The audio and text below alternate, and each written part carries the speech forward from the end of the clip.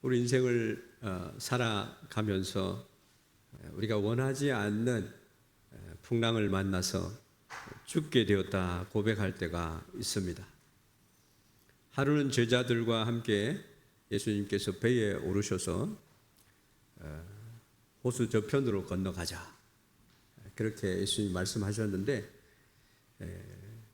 행선하면서 예수님께서 잠이 드셨어요. 얼마나 피곤하셨는지. 그런데 마침 광풍이 호수로 내리칩니다.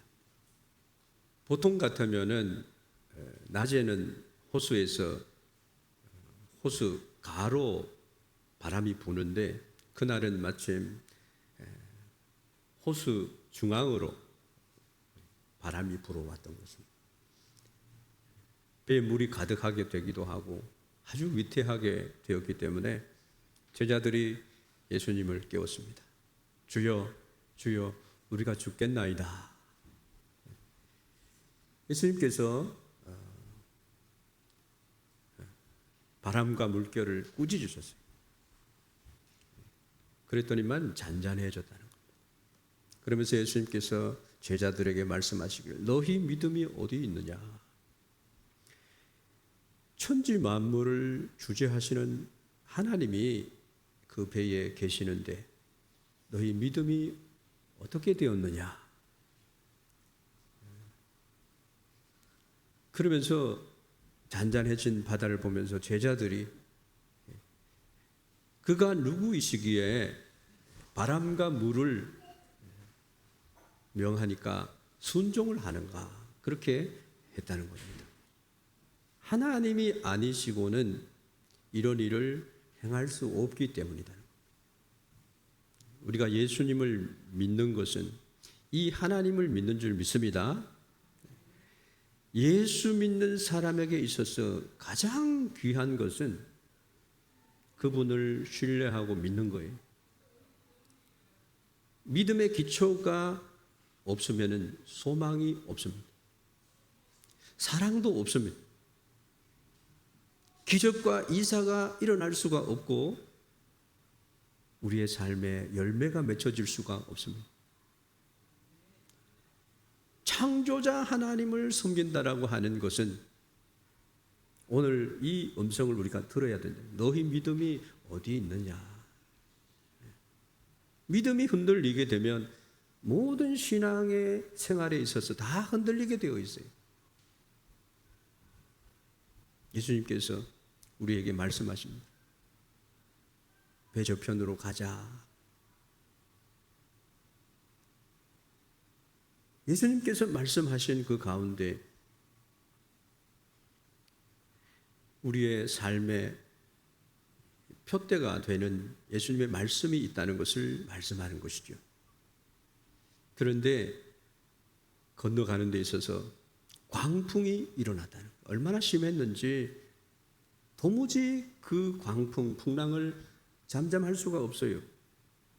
풍랑 때문에 물들이 배 안으로 침투해 들어올 때 제자들은 더 이상 감당할 수가 없었기 때문에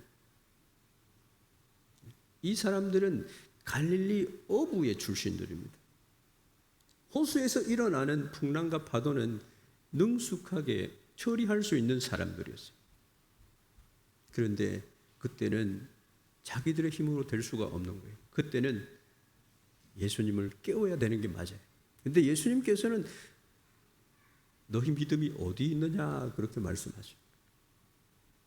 내가 너와 너희들과 함께 하는데 왜 염려하느냐 하는 것입니다. 예수님 우리가 죽게 되어서 왜 돌아보지 아니하시나이까? 성경의 모든 많은 스토리 가운데 이런 내용들이 참 많이 들어 있습니다. 그런데 예수님께서는 말씀으로 바람과 바다를 보시고 바람아 잠잠하라, 바다야 고요하라 말씀하셨습니다. 명령이 떨어지자마자 집재같이 불어닥쳐 오던 그 파도들이 잔잔해졌습니다. 할렐루야. 예수님이 말씀하시면 물이 변화해 포도주가 됩니다. 예수님이 말씀하시면 바디메오가 눈을 뜨게 됩니다. 죽은 나사로가 살아나고 거친 파도가 잔잔해진다라고 하는 것입니다. 아무리 노를 저 배를 안전하게 하려 했지만 상황을 조금 더 통제할 수 없는, 그런데 단번에 주님께서 바람아 바다야 잠잠하라. 예수님을 의지하는 인생이 되기를 바랍니다. 너무너무 놀랐어요, 제자들은. 이분이 누구시기에 바람과 바다를 잔잔하게 하느냐. 예수님은 우리와 함께 임마누엘 하시는, 동행하시는 분인 줄 믿으시기를 바랍니다. 함께 타고 계시는 거예요. 예수님이 가자라고 하는 곳에는 여러 가지 광풍이 있지만 예수님이 잠잠하게 하시는 줄 믿습니다. 우리들의 그런데 평상시의 믿음은 어때요? 이 광풍을 만난 때와 같은 때를 만나면 우리들의 평상시의 믿음은 어디 갔는지 없어진다는 겁니다. 우리도 너희 믿음이 어디 있느냐라고 하는 예수님의 말씀을 듣게 된다는 거예요. 실제로 우리의 믿음을 시험하는 이런 풍랑이 일어날 때가 있는데 우리의 믿음이 소용이 없게 되는 때가 있다는 겁니다. 여러분, 신앙생활 하다가 나의 믿음이 어디 있는지 한번 찾아보면 좋겠어요. 제가 동경에서 사역할 때에 어떤 큰 집회를 계획하고 있는데 오셔야 될 강사님이 못 오신 거예요. 그래서 나중에 안 사실이, 제가 잘 아는 그런 목사님이신데 일본 집회에 가기 위해서 준비는 다 했는데 인천공항에 가서 표는 다 사놓고 다 했는데 여권을 안 가지고 온 거예요. 수속이 안 되는 거예요. 일본에 못 오셨죠. 그래서 우리가 여행하고 외국에 갈 때는 여권을 먼저 챙겨야 되는 것입니다. 우리 신앙생활 하는데 정말 하나님을 내가 신뢰하고 믿고 있는가? 어떤 일을 할 때 가장 정말 중요한 그러한 것을 빠뜨리는 일이 있다는 거예요. 제자들이 평상시에 예수님을 따르고 주님 말씀대로 행하면서 믿음 없는 많은 가난하고 헐벗고 예수님을 찾는 자들에게 리더가 되어서 그들을 권면하고 그랬지만 풍랑을 만나니까 그들의 믿음이 우스꽝났다. 너희 믿음들이 어디 있느냐 말씀하시고 하늘과 땅을 지으신 주님께서 건너가자 그렇게 말씀하셨으면은 모든 염려를 다 주께 맡겨버려라 말씀하셨는데 맡겨도 될 줄로 믿습니다.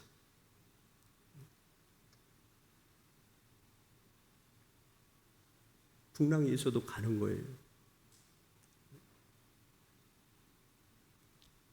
어떤 일을 만나든지 주님과 함께하는 인생은 하나님이 책임지시고 인도하실 줄 믿습니다.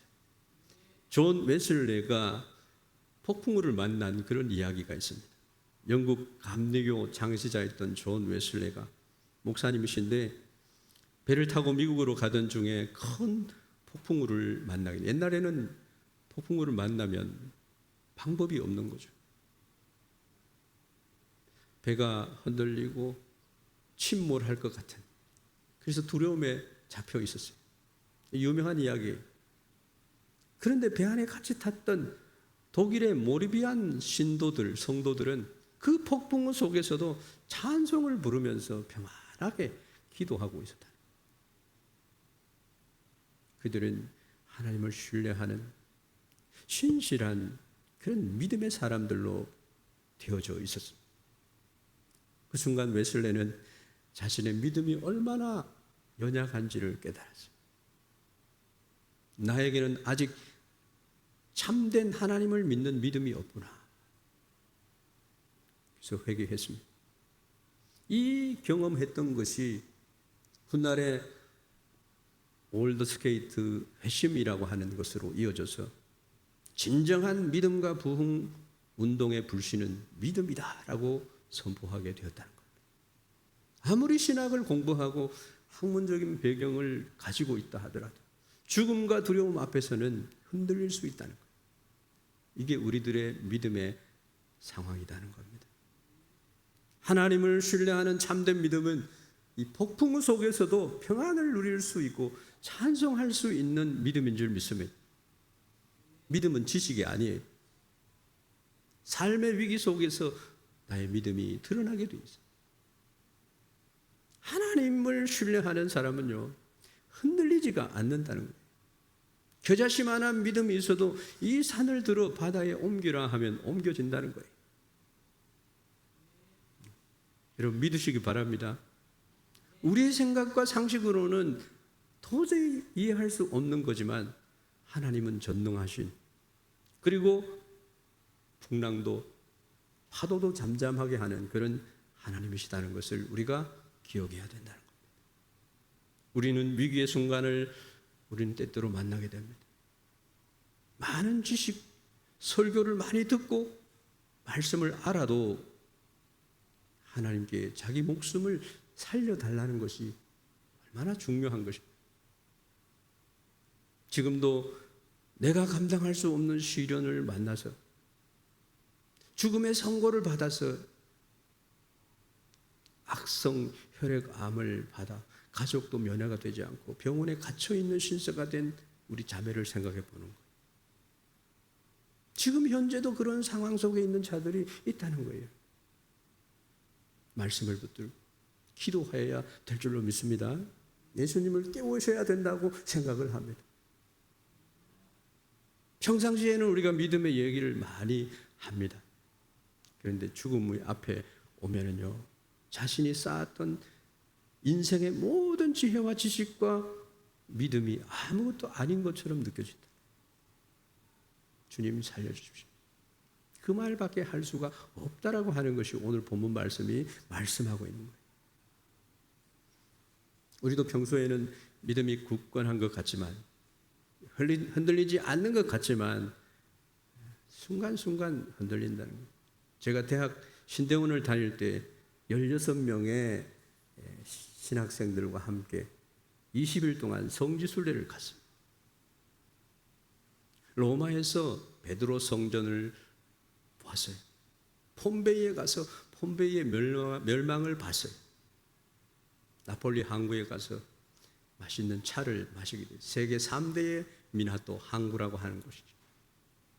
이제 이집트에서 아테네를 보고, 아테네 신전도 보고, 아덴에서 바울이 복음을 전한 그런 것도 보고, 근데 초대 교회, 에베소 교회를 보기 위해서 아테네에서 사모스 섬으로 가기 위해서 20인이 탈 수 있는 소형 20인용의 터보 프롭 경비행기를 타고 가게 됐어요. 처음 타보는 거예요. 비행기가 너무 작아요. 우리 16명이 타가지고 갔는데요, 전세를 내가지고 갔어요. 출발하면서 비행기가 왜 하면서 소리도 그냥 요란하고요, 막 올라가는데 불안한 거예요. 올라가서는 바람이 좀 불면은 샥 옆으로 쭉 내려오고, 아이고 또 다시 정상적으로 가면 살았다는 기분으로 1시간을 넘게 가는데 그게 계속 되어지는 겁니다. 야, 우리가 이런 경험을 하는구나. 이 떨어지면 어떻게 하지? 염려를 하면서 가는데요, 그런 생각이 들더라고요. 어린 마음이었지만 적어도 우리 전도사님들이 16명이나 타고 있는데, 그것도 복음을 위해서 예수님이 복음을 전한 그런 장소를 가는데 이 비행기가 떨어질 리가 있겠는가? 하나님은 우리를 세밀하게, 지금까지 전도사님들이 얼마나 열정이 있습니까? 말씀을 얼마나 읽었습니까? 하나님을 신뢰하는데, 야, 이거 죽으면 어떡하지? 이런 염려가 되더라는 거예요. 얼마 전에 작년에 키르기스탄에 갔을 때 같이 성지순례를 갔던 선교사님을 한번 만났습니다. 그런 자신의 모습을 보면서 나의 믿음이 부끄러웠던 적이 있었던 것 같습니다.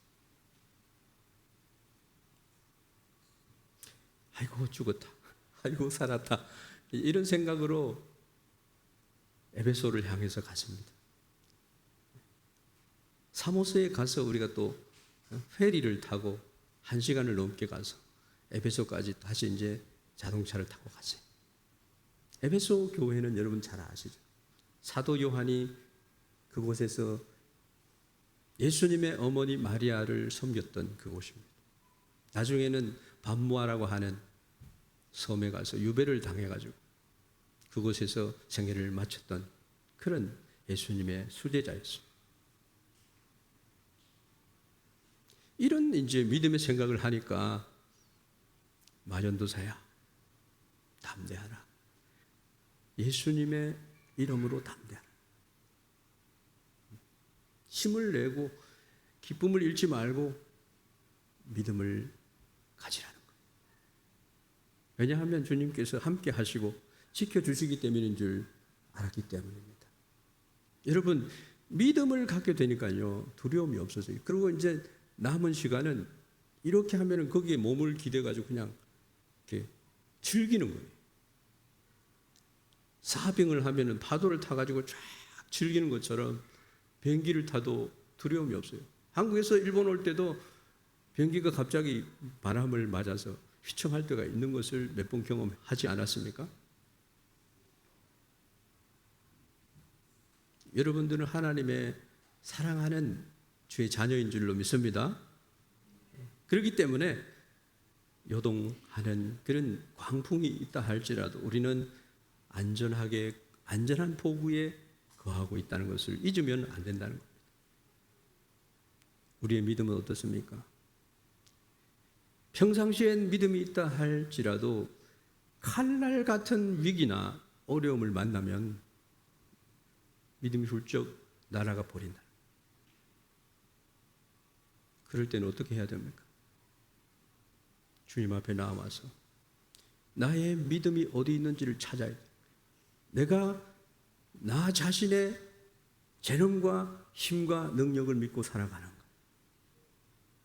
나와 함께 하시는 주님과 함께 내가 내 인생을 경영하고 있는가 찾아봐야 된다.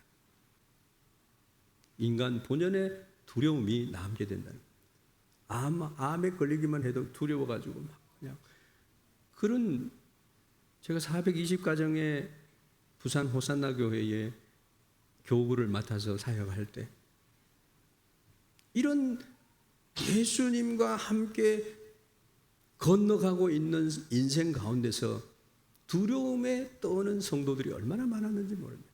그런데 60세가 넘은 권사님 한 분은 자기의 연약함을 주님께 다 맡긴 채로 행복을 누리고 있는 그런 권사님을 만났습니다. 여러분, 우리의 신앙생활은요, 현실이에요. 우리는 예수 그리스도를 믿는 하나님의 거룩한 백성인 줄 믿습니다. 너희는 택하신 족속이요 왕같은 제사장이요 거룩한 나라요 그의 소유된 백성이라는 거예요. 하나님은 우리를 하나님의 손에 우리의 이름을 새기고 계시다는 거예요. 믿으십니까? 우리는 하나님의 자녀입니다. 이렇게 큰 놀라운 신분을 받은 사람이 바람과 바다의 풍랑 때문에 떨어야 되겠나 하는 것입니다. 사모스에 도착하고 터키의 쿠샤다 페리를 타고 차량으로 에베소로 가서 예수님의 어머니 마리아 기념교회를 보면서 바울의 에베소서에 기록된 사도행전에서 기록된 에베소 교회를 구체적으로 보게 되었어요. 수세식 화장실이 있고요. 대리석 길들이 쫙 되어 있고요. 빌립보 교회도 그렇습니다. 로마의 신도시 그런 도시가 에베소, 빌립보 이런 도시라는 거예요. 우리의 믿음의 선조 아브라함의 믿음처럼 전능하신 하나님을 믿는 흔들리지 않는 믿음을 우리는 가져야 돼요. 아브라함은 100세가 되어서 자기 몸이 죽은 것 같고 사라의 태가 죽은 것 같았는데 하나님께서 아들을 주시겠다 말씀하시니까 그대로 믿고 하나님을 신뢰했다. 하나님의 말씀은 우리는 구약 성경과 신약 말씀을 통해서 100% 하나님의 말씀은 능력이 있다. 그 모든 말씀은 이루어진다. 그것을 우리가 아셔야 된다는 겁니다. 여러분, 믿음의 사람들이 나타내는 결과들은 엄청난 거예요. 하와이의 부흥회를 갔던 목사님이요, 미국에는 하리케인이 많이 있는데 자기가 있는 그곳으로 하리케인이 온다고 갑자기 그냥 경보음이 막 사이렌이 울리더라는 겁니다. 새벽 기도 시간에, 그것도 새벽에. 사람들이 다 밖에는 없고 안에만 있고 하리케인을 준비하고 있는데 이 목사님은 처음 경험해서 그런지 몰라도 이제 곧 닥치게 되는 경보음이 있었음에도 불구하고 목사님과 사모님은 밖에 가서 막 그냥 사람이 없으니까 더 아름다운 그 하와이를 보고 있었다. 그러면서 목사님께서 하시는 말씀이 하리케인아 예수의 이름으로 물러가라. 근데 하리케인이 하와이로 오다가 목사님이 계신 그곳에 오다가 섬과 섬 사이로 싹 빠져나갔다는 거예요. 이게 그냥 있었던 일은 아닌 것 같아요. 그리고 완전히 사망 선고를 받았던 따님이 있었는데 어머님께서 가족을 모아놓고 가족들은 어머니 서울대 병원으로 가야 돼. 서울로 가서 치료를 받아야 되지 않습니까? 그랬는데 어머님께서는 만왕의 왕 되신 하나님 아버지가 우리 아버지이신데 아버지께 기도하자. 그래가지고 두 가정이 시골 오두막집에 모여가지고 밤 9시만 되면은 간절하게 기도를 하는 거예요. 예수 그리스도의 이름으로 딸이 살기를 원합니다. 여러 번 반복하고 찬송을 부릅니다. 내주는 강한 성이요 방패와 병기 되시니 큰 환난에서 우리를 구하여 내시리로다. 여러분 하나님 믿으십니까? 우리가 찬송하는 대로 말씀대로 하나님을 신뢰하고 하나님은 그러한 분이신 줄 믿으십니까? 그리고 예수님의 이름으로 선포했습니다. 사망의 권세야 사랑하는 딸에게서 떠나갈지어다. 그런데 어느 날 그 딸이 찬송을 부르면서 일어났습니다. 하나님께서 그 생명을 통하여서 하나님의 교회의 영광을 나타냈다는 거예요. 아브라함도 마찬가지 아니겠습니까? 우리 이성을 가진 인간의 생각으로는 도저히 용납할 수 없고 믿을 수 없는 것들을 믿음으로 받아들이니까 그 열매가 나타나더라는 거예요. 그래서 우리가 가지는 이 믿음은 얼마나 큰 소망을 우리에게 가져다 주는지 모릅니다. 하나님께서는 먼저 사랑하는 자에게 환난의 하나님의 용광로, 하나님의 훈련의 장소에 우리를 인도하시는 줄 믿습니다. 그런데 훈련의 장소가 오히려 우리의 믿음이 행함으로 드러나는 것을 보게 되고요. 그때부터 하나님께서 우리에게 권세를 주시고 어려운 일을 당할 때마다 우리의 믿음을 사용하셔서 굳건한 믿음으로 성장케 하는 줄 믿습니다. 그래서 우리는 믿음을 위해서 기도해야 돼요. 하나님 풍성한 믿음, 흔들리지 않는 믿음, 하나님을 신뢰하는 믿음을 달라고 기도해야 될 줄로 믿습니다. 목사도 마찬가지고요. 종교개혁이 되기 전에 한 대주교가 늘 하던 대로 성당에 들어가서 늘 되뇌이는 말로 만봉의 근원이 되시는 하나님 아버지, 그렇게 기도하는데 오냐, 내가 내 기도를 듣고 있다. 무슨 일이냐? 이렇게 하나님이 물으시더라. 그 음성을 듣고 너무 놀라가지고 심장마비로 그곳에서 죽었다. 여러분, 하나님을 만나면요, 여러분들은 어떻게 응답해야 되겠습니까? 우리가 기도하면 하나님이 들으십니까? 우리의 담대함은 그것입니다. 내가 하나님 앞에, 은혜의 보좌 앞에 나와서 기도할 때 하나님이 들으신다는 거예요. 이번 특별 새벽 기도회에 여러분의 기도와 여러분의 믿음이 복을 받는 시간이 되기를 원합니다. 우리 센다이 교회를 통해서 이 센다이 교회가 만물을 충만케 하는 그런 교회로 거듭나기를 바랍니다. 성령 하나님께서 임재하셔서 우리의 모든 신앙을 새롭게 하시고 축복하시게 되기를 소원합니다. 평생 그 대주교는 기도했지만 형식적으로, 외식적으로 해야 되니까 아버지 하나님 불러놓고 하나님께서 내가 여기 있다 그렇게 하시니까 너무 놀라서 누구 죽었다는 거예요. 이게 설교에 자주 인용되는 말씀입니다. 우리가 기도할 때 하나님은 들으십니다. 주여, 내가 여기 있나이다. 사무엘도요, 어렸을 때 엘리 제사장의 가정에서 나실인으로 부름을 받아 있을 때에 하나님이 2번 불렀어요. 2번 부를 때까지 엘리 제사장에게 찾아가서 나를 불렀습니까? 아니다. 엘리 제사장이 가르쳐 줬습니다. 하나님이 너를 자꾸 부르시는구나. 또 부르시면은 주여 내가 여기 있나이다 라고 얘기하라고 그랬습니다. 여러분, 우리의 신앙은 그러한 줄 믿습니다. 주여 내가 여기 있나이다 믿음으로 응답하는 큰 믿음의 소유자가 되어야 됩니다. 우리의 신앙생활은요, 하나님과의 관계 속에서 이루어져야 되는 거예요.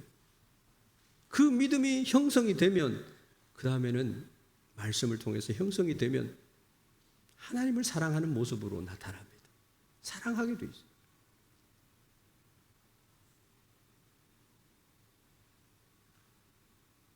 우리가 복음을 전하는 것도요, 이제 11월 달이 되면 특별 우리가 새 가족 초청 사랑 나눔 축제를 하게 됩니다. 이번에는 콘서트를 준비를 하려고 합니다. 선교하는 것도 마찬가지입니다. 아프리카 서부의 선교사님이 신학생 20명을 모아놓고 신학교를 하고 있었는데 하루는 아주 초라한 사람이 찾아왔어요. 나도 공부하게 해달라는 거. 신학에 대해서 알고 왔느냐? 하나님 아버지가 보내서 왔습니다. 그럼 시험을 보자. 테스트를 하니까 성경을 하나도 모르는 거예요.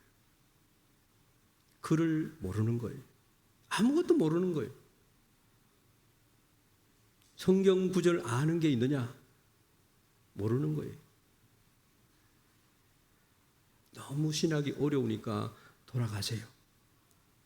당신을 받고 싶지만 받을 수가 없습니다. 그러니까 목사님 안 됩니다. 하나님께서 가라고 해서 왔다.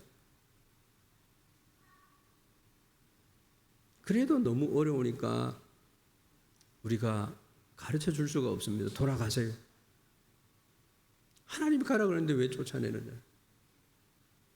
그래서 한 목사님께서 받아들여서 청소를 시켜. 그런 일만 시켰어요. 시험을 보면은 0점이고. 동급생들은 쭉 이제 4년 동안 공부를 하는데 졸업을 하게 되는 거죠. 근데 이 학생은 모든 과목이 빵점이야. 그래도 하나님이 보내셨으니까 졸업장이라도 줘야 되겠다. 그래가지고 졸업장을 줬어요. 선교 여행을 갔다 오게 해서 졸업장을 줬어요. 졸업한 학생들에게는 자전거 한 대씩을 선물로 줬어요. 근데 이 신학생은 아프리카 중에서도 가장 깊숙한 꼴짝 산으로 갔습니다. 추장이 권세가 있고 추장 밑에는 우라나이시 점쟁이가 붙어 있었습니다. 미신과 두려움에 묶여 있는 그 지역으로 갔어요.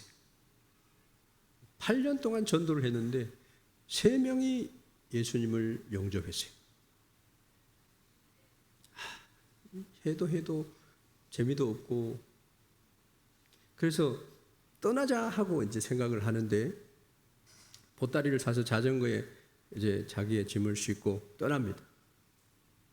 동네에서 산마루를 넘어오는데 하나님께 기도했다는 거예요. 하나님 여기까지입니다. 더 이상 안 돼요. 이제 갑니다. 막 내려가려고 하는데 하나님께서 야 이놈아 누가 너보고 떠나라고 했느냐. 그 마음의 감동의 음성을 듣고 자전거를 돌려서 다시 집으로 돌아갔어요. 근데 이상한 일이 생겼어요. 집에 도착하니까 새벽부터 동네 사람들이 다 모여 있었던 거예요. 추장이 몸을 떨면서 있고 무당은 아무 소리도 못하고 자전거를 끌고 들어가니까 추장이 왜 이제 왔느냐? 너 정말 잘 왔구나. 내가 너를 찾고 있었는데 내 아들을 살렸다. 추장의 아들이 죽게 됐어요.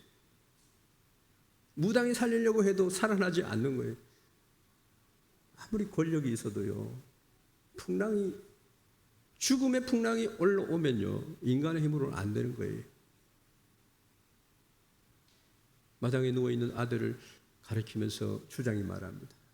너 예수는 죽은 자도 살린다고 했지 않나? 물을 포도주로 만든다고 했지 않냐?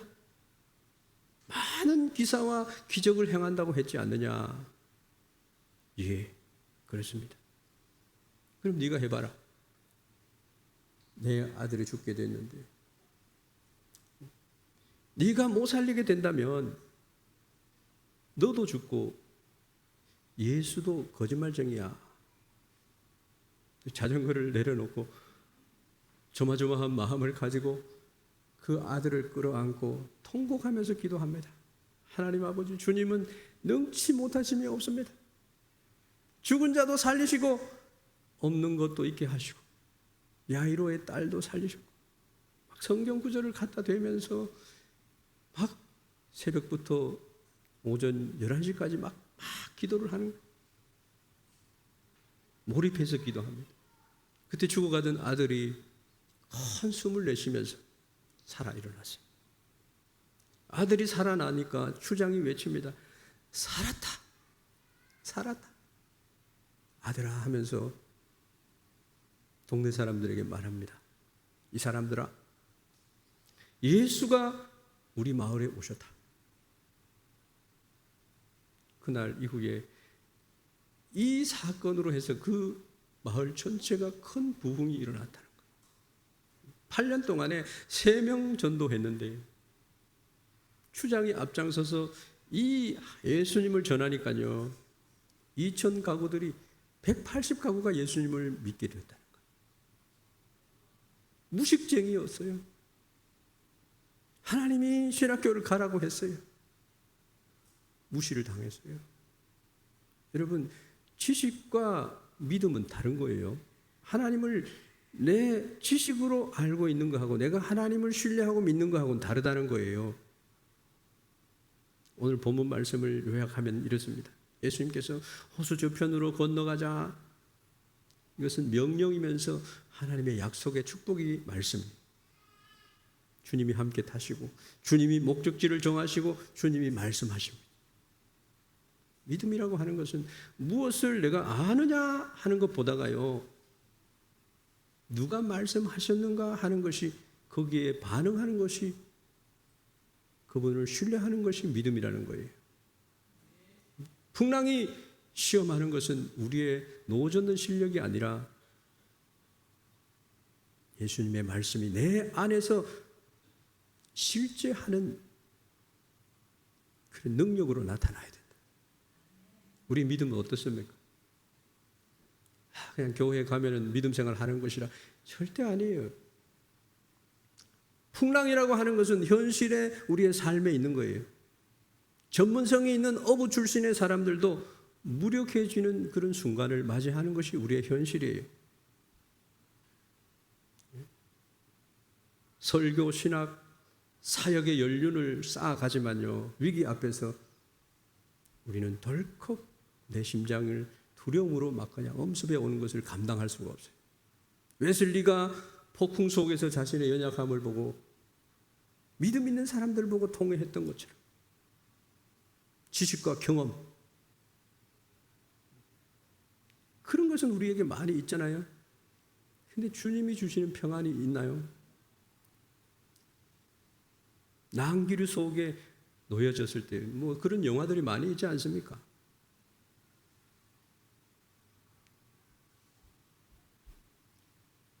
이런 흔들림의 현실 속에서 우리의 말씀의 약속을 잊어버리면 안 될 줄 믿습니다. 불안의 근원은 하나님이 부재해서가 아니라 하나님이 출타해서가 아니라 우리가 주님의 말씀을 망각했기 때문에, 주님이 함께 하심을 내가 믿지 않기 때문에 일어나는 그런 두려움인 줄 믿습니다. 주님이 사람으로 오셨어요. 그래서 너무너무 사역이 많고 그러다 보니까 배를 타자 말자 주무셨어요. 예수님의 그런 잠은요, 우리에게 대한 무관심이 아니라 예수님의 주권의 표시라고 믿습니다. 주님은 두려움의 파도에 동요되지 않으시는 분이고, 깨어나신 주님은 바람과 물결을 먼저 꾸짖으시면서 이어서 예수님의 제자들에게 믿음을 물으셨습니다. 창조주께서 피조 세계에 오셔서 잠잠하라 고요하라 명령할 때에 자연은 즉시 복종했습니다. 여러분, 주님과 함께하는 생애가 되기를 바랍니다. 믿음의 초점은 파도의 크기가 아니에요. 주님은 암을 걸렸거나 감기를 걸렸거나 똑같이 보시는 거예요. 믿음의 초점은요, 파도의 크기가 아니라 그분의 입에서 나오는 말씀입니다. 그래서 말씀을 읽으라, 큐티를 하라는 거예요. 1대1을 하고 제자 훈련을 받으라는 거예요. 이런 파도를 우리는 관찰할수록 두려움이 증폭되고 삶이 어지러워지고, 그렇지만 하나님의 말씀을 붙들면은 예수님을 깨울 수 있고 예수님이 함께 하심을 믿고 내 믿음이 하나님의 영광을 나타내는 믿음으로 바뀐다는 것. 물이 변화의 포도주가 되는 그런 역사가 생긴다는 겁니다. 그리고 너희 믿음이 어디 있느냐, 이것은 주님이 우리를 정죄하는 게 아니라 위치 확인을 질문하시는 거예요. 믿음이 있느냐 없느냐만이 아니라 지금 믿음을 어떻게 하고 있느냐. 우리는 내 생각에 가둬놓는 생각을 하고요, 그 예수님의 능력을 과거의 나의 삶에다가 갖다 대입을 시키고 현재는 하나님의 약속과 임재 위에 있지 않다는 거예요. 기도하는 언어는 늘 우리 입술에서 나오는데 하나님이 여기 있다 그렇게 응답하시면요, 당황하는 그런 형식적인 신앙에 우리가 놓여 있다는 겁니다. 하나님을 부르면요, 하나님이 내가 여기 있다. 뭐가 근심이 뭐가 있느냐? 내가 너와 어떻게 함께하면 되겠느냐? 구체적으로 주님은 우리를 위해서 준비하고 기다리시는 거예요. 이스라엘 백성들의 역사를 보면 다 그래요. 두려움에서 우리는 예배로, 공포의 탄식에서 말씀의 고백으로 우리의 신앙이 옮겨져 가야 될 줄로 믿습니다. 여러분, 약속을 붙드십시오. 저편으로 건너가자라고 하는 것은 주님이 오늘 우리에게 사명과 우리의 가는 길에 하나님이 주시는 말씀인 줄로 믿습니다. 주님의 침묵은 우리를 방치하는 것이 아니라 신뢰가 자라가도록 하는 그런 음성인 줄로 믿습니다. 그리고 파도 크기를 우리는 두려워하는데 주님이 함께 하시니 그 배는 목적지에 도달하더라 하는 그런 믿음으로 나아가야 될 줄로 믿습니다.